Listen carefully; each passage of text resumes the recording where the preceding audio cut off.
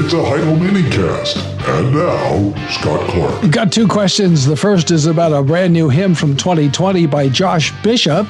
Is it okay, or is there something wrong with it? And the second is about prophecy in the early post-apostolic church. Was it a thing, and what should we think? If the Heidelcast helps you, won't you help us keep it going? Please make the coffer clink by clicking on the PayPal link or by sending a check to Heidelberg Reformation Association, 1637 East Valley Parkway, number 391, Escondido, California, 92027. Well, my baby, she wrote me a letter.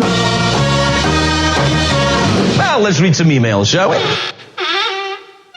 All right, let's do that. We'll open up the coffer and reach in here. And the first one comes from Keen, who writes to say, "Hi, Scott. I was at a wedding where 'Come, Men of Christ, Be Strong' was sung. And I've never heard of it before. It seems off, but I'm not sure how it's unbiblical. Thanks." Well, it's new to me. People sometimes say that I'm an exclusive psalmist or exclusive psalm singer. I'm not actually. I just don't sing in public worship non-canonical songs. So I'll sing anything that is canonical. I've never sung a setting of "And Judas Hanged Himself," but I would if you put it to tune, I guess.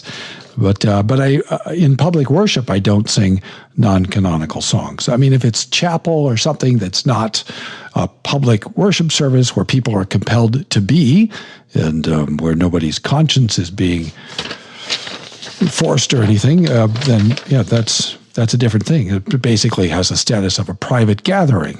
But so that's why I say, if you want to sing non-canonical hymns, we've got 6 days a week. In fact, as far as I'm concerned, you could gather in between the services, between the morning and evening service, and which people have done, and you could sing hymns, non-canonical hymns, to your heart's content. Anyway, so I don't know this song because, as I say, I don't sing a lot of hymns. This one's a new one to me. So I tried to look it up. I looked up Josh Bishop, who is a writer in Holland, Michigan, and which is in the Grand Rapids metropolitan area in the SMSA, Statistical Metropolitan something. I've forgotten what those letters mean. I used to know. Anyway, in the greater Grand Rapids area.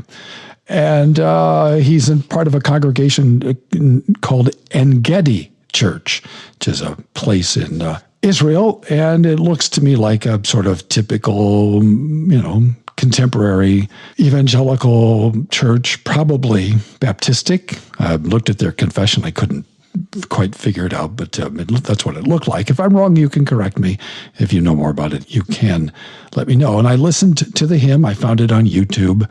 Big Sam the Eva something, it says. I can't see who that is. Big Sam the Evangelist is who posted it. And it's set to a familiar tune. If you've sung traditional hymns or psalms, you'll know that tune.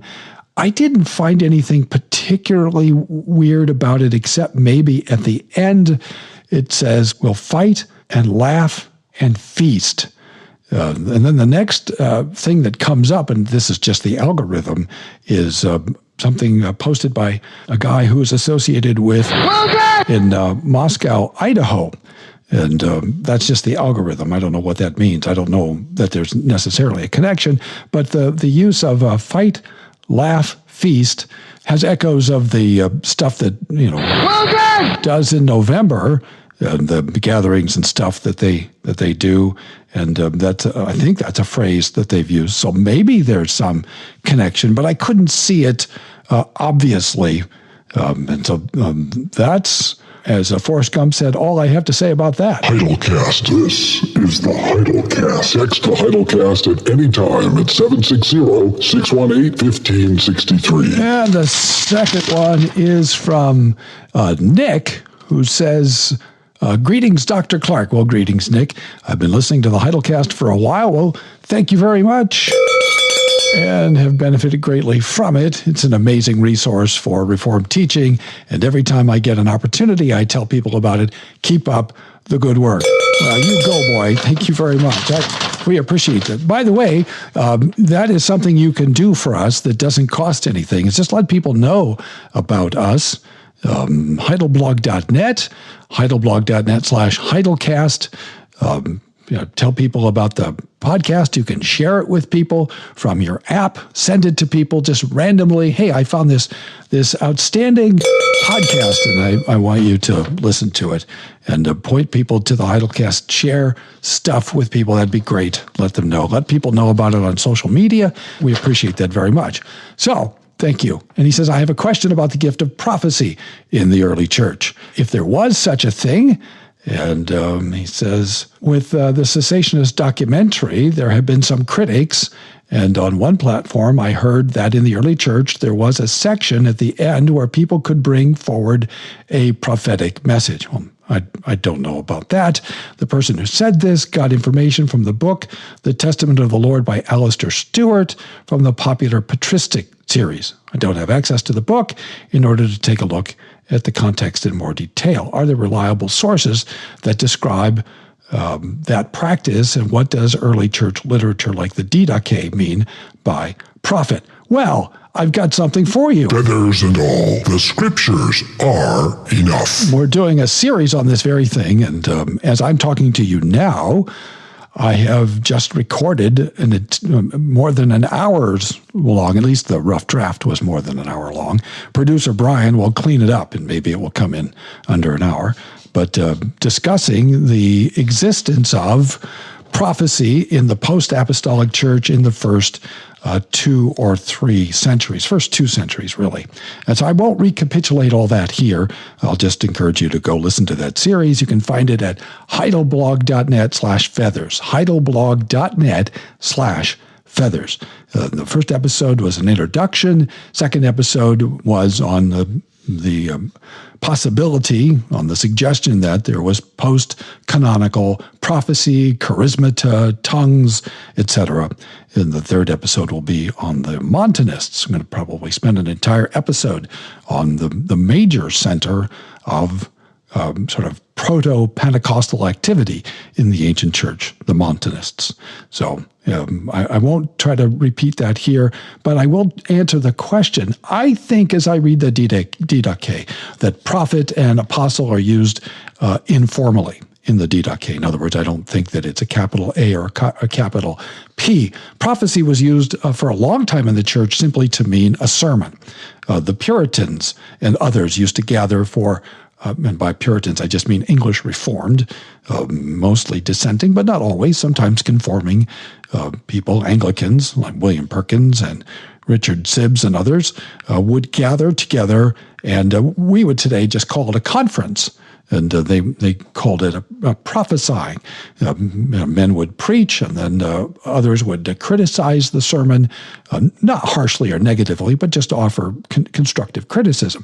And we would today call that continuing education. So something like or between a conference where you'd go hear Sinclair Ferguson or something like that, or Dr. Godfrey, or that sort of thing that we do all the time. I sometimes even. If they're really desperate at the bottom of the barrel, they'll have me come and speak at one of these things. Oh, stop that double talk. I want to hit a Lone Ranger. Sabertucci's, column 5, spies. Truth is stranger than fiction. Yes, it is, especially when you've got Clark coming to speak at your conference. Anyway, so that's how I understand prophecy and apostle in the Didache, just a way of talking about pastors, ministers. I don't think that it necessarily entails more than that. So go listen to episode 2 in the new series. Feathers and all, the scriptures are enough. Heidelcast. This is the Heidelcast. Text the Heidelcast at any time at 760-618-1563. Okay, let's do one more, just for fun. And this one is a text message, which 760-618-1563.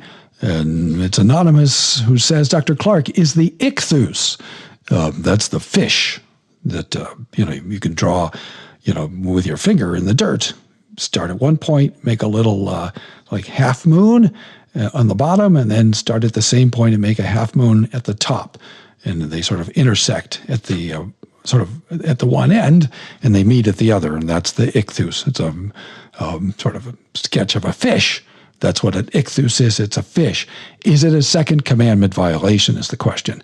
On the one hand, the argument could be made that it is a representation of Christ himself in a creature, but my understanding is that it is not a representation of Christ, but a representation of a creed about Christ. I understand the early church used crosses and the ichthus as symbols to avoid second commandment violations. I don't remember seeing you address this on the second commandment resources page, but please forgive me if I missed it. Oh, Jared it is. Hi, Jared.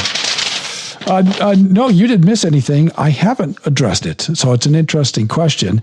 And the way I would go at it is the way the Heidelberg Catechism goes at it. We address this question explicitly in Heidelberg Catechism 97, which asks, may we not make any image at all?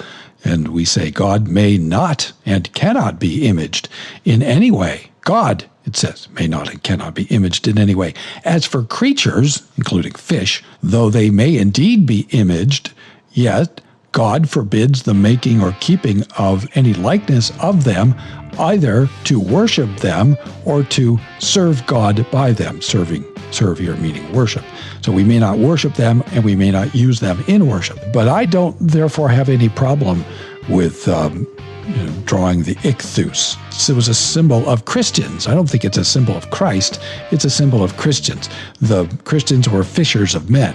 And so the ichthus, the fish, by the way, that's what ichthus means. I should have said that right at the beginning. I'm sorry about that. Ichthus simply means fish. And so when you're drawing a fish like that, the sort of half moon on the bottom and then the half moon on the top, that's simply a way of communicating with someone sort of cryptically, hey, I'm a Christian. Are you a Christian? So I don't think there's anything wrong with that. Crosses, it's a little perverse to be wearing, gold and silver crosses because the cross was an ugly thing. It wasn't a pretty thing. And so it's ironic, maybe not perverse, but it's ironic to make jewelry out of, gruesome mode of execution.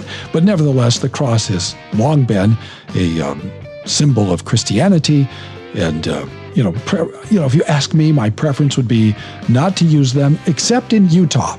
If I were doing a church plant in Utah, no plans to do that, by the way. I'm not hinting at anything here, but were I in Utah, just to be contextually sensitive, I would not have a church building with a spire, a naked spire, because then people might confuse us with the Mormons. I think the Mormons would know, or the members of the LDS, Latter-day Saints, would know that we weren't Mormon, but others might be confused.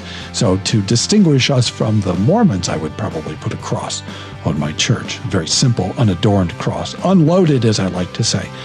People say, what do you think about crosses? And my bottom line is, if they're unloaded. If they're loaded, if it's a crucifix with an ostensible representation of God the Son incarnate, well, that's a violation of the second commandment and may not be done. But otherwise, I think it's more or less indifferent. Thanks for listening. Tune in tomorrow for more from the Heidelcast, brought to you by Heidelberg Reformation Association.org. Don't forget, when the coin in the coffer clinks, the cost of bandwidth shrinks. Copyright Heidelberg Reformation Association. All rights reserved. This is a Heidelmedia production.